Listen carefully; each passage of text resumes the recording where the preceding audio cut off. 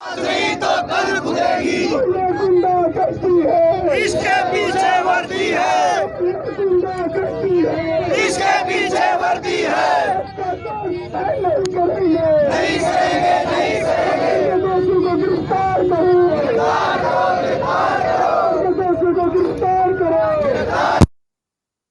बच्चा मर गया, हाय हाय, संत मर गया, हाय हाय।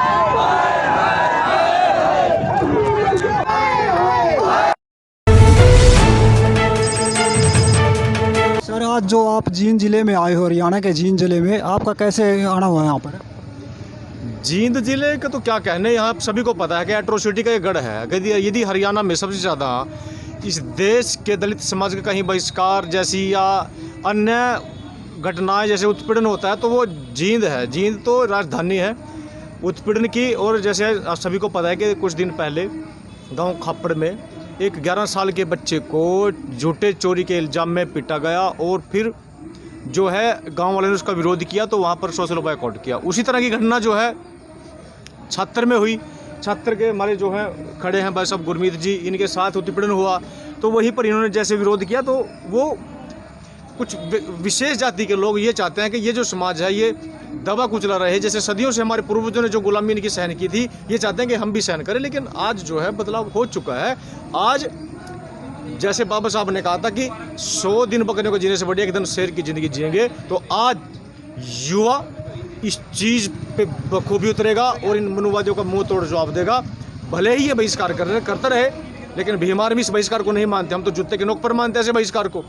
हम हर तरह से जानते हैं, हम हर सभी रास्ते मंजूर हैं। जिस रास्ते पे ये चाहेंगे उस पर मिलेंगे, क्योंकि हम जो हैं एक बाबा साहब की भीम आर्मी एक है आर्मी, बाबा साहब की आर्मी है। और हमारे पास सभी रास्ते हैं, वो चाहे बहिष्कार के हों, वो चाहे किसी भी तरीके से कोई भाई के साथ एट्रोसिटी हो, हम निपटने के लिए तैयार हैं। सर, कहने को तो देश आज़ाद 1947 को हुआ था, लेकिन जो दलित समाज उसको अब तक आज़ादी नहीं, क्या कारण है सर इसका?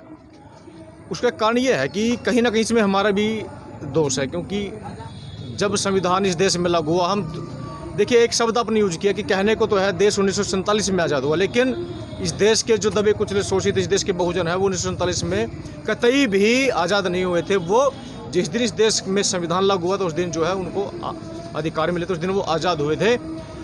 और ख़ास बात यह है कि आज भी इस देश में आज़ादी के नाम पर ढोंग पिटा जाता है। जब 15 अगस्त आती है तो देशभक्ति के गीत गाए जाते हैं और हमारे जो पखंडी कहूँगा मैं उनको, जो कि झूठ के दम पर प्रधानमंत्री बने नरेंद्र मोदी जी, जो वहाँ पर झंडा फहराते हैं और बड़े बड़े भाषण देते हैं, आज भी उनकी करने और कथने में उतना ही फ़र्क है।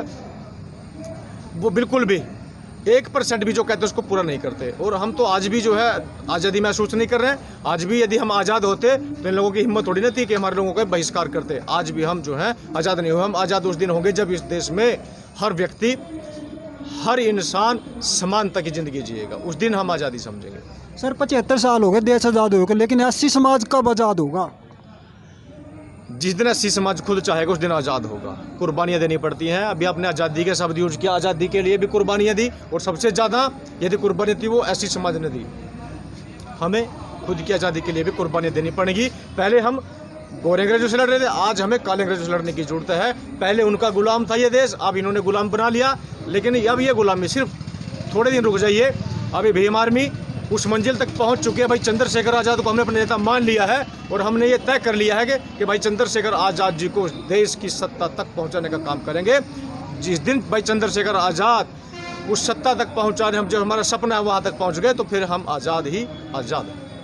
सर देखो, आपने अभी कहीं कुर्बानी देनी पड़ेगी, लेकिन अब जो दलित समाज उसने कुर्बानी तो पहले भी दी। जैसे उधम सिंह है, अम्बेडकर ने अपने, जो बाबा साहब डॉक्टर भीमराव अम्बेडकर, उसने अपने 5-5 बच्चे शहीद कर दिए इस आसी समाज के लिए। अब और क्या कुर्बानी देनी पड़ेगी? समय समय पर महापुरुषों ने जन्म लिया और समय समय पर उन्होंने क्रांति की, अपने अपने तरीके से क्रांति की। जैसे गुरुदास जी महाराज ने समानता की बात की। उन्होंने कहा कि ऐसा चाहूँ राज्य में जहाँ मिले सबन को अन्न और छोटे बड़े सब संपत्ति से रविदास रहे प्रसन्न। उसके बावजूद जब वो समानता की बात करते हैं, उन्होंने एक बात और कही कि पराधीनता पाप है जान लो रे मीत, रविदास दास पराधीन सो कौन करे है मीत। गुरुदास जी महाराज ने 650 साल पहले बात कही थी, लेकिन हमारे लोग आज इसको समझ रहे हैं कि पराधीनता पाप है। पराधीनता का मतलब कि जुल्म सहना भी पाप है।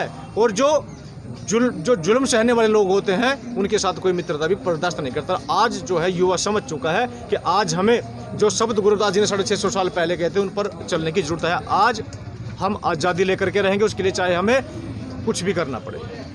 देखो एक और चीज़, जो 26 जनवरी 1950 को हमारा संविधान लागू हुआ था उसमें कभी भी बहिष्कार शब्द नहीं है, लेकिन मनुस्मृति में बहिष्कार शब्द है। लेकिन आज भी संविधान की बजाय मनुस्मृति लागू हो रही कहीं कहीं, क्योंकि देश जो है ना वो मनु की जो संतानें हैं उनके हाथ में है, और जिस दिन ये देश अम्बेडकर संतानों के हाथ में आ गया तो पता लग जाएगा कि बहिष्कार होता क्या है। आज तक देश पे कब्जा जो है वो मनु की संतानें हैं।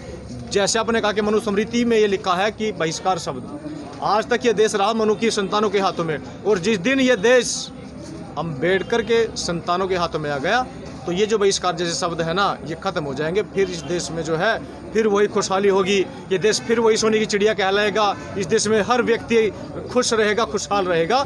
बस इन्हीं शब्दों के साथ मैं ज़्यादा कुछ नहीं कहूँगा कि आज जो है बलिदान का टाइम आ गया है और भीम आर्मी के लोग बलिदान देने के लिए तैयार हैं, लेकिन अपने लोगों के साथ बिल्कुल भी उत्पीड़न बर्दाश्त नहीं।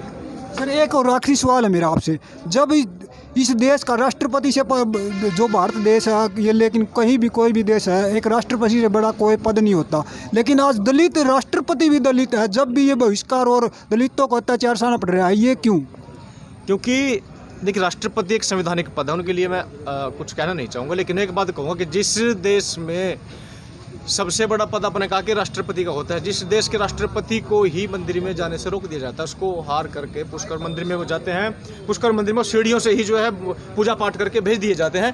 इससे ज़्यादा जातिगत उत्पीड़न और क्या होगा? राष्ट्रपति के साथ भी ये भाजपा, ये मनु की औलादें उत्पीड़न करती है कि राष्ट्रपति को भी जो है मंदिर से बाहर के बाहर पूजा अर्चना करके भेज दिया जाता है। तो भाई आम व्यक्ति का क्या होगा? इसलिए जो हमारे नेता हैं वो गुलाम हैं, वो चाहे जितने भी हैं, वो चाहे कांग्रेस में चाहे भाई, वो गुलाम है। और यदि वो गुलाम नहीं है तो फिर आज ये उत्पीड़न क्यों?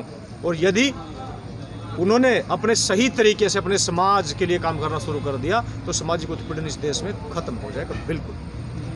सर एक और, जब सर गांव में ही बहिष्कार, गांव में न्याय होने लगा तो ये बड़ी बड़ी सरकारें बिल्डिंग, ये जो जज बिठाते हैं और जो ये पुलिस थाने बनाते हैं, ये कोर्ट बनाते हैं, ये क्यों बनाए गए हैं? अब ये देखिए, जैसे मैंने पहले भी कहा कि इस देश में ना मनु की संतानें हैं, उनके हाथ में देश रहा, और ये जो थाने बने हैं ये सब जो है अम्बेडकर के दिन है। वो चाहे बैंक हो, वो चाहे कोई भी डिपार्टमेंट हो, पोस्ट ऑफिस हो या थाने हो, सभी के सभी जो हैं बाबा साहब द्वारा लिखित संविधान के अकॉर्डिंग है। और ये सिर्फ पब्लिक की सुरक्षा के लिए है, लेकिन आज जो है पब्लिक की सुरक्षा इसमें बिल्कुल भी नहीं है। धन्यवाद सर।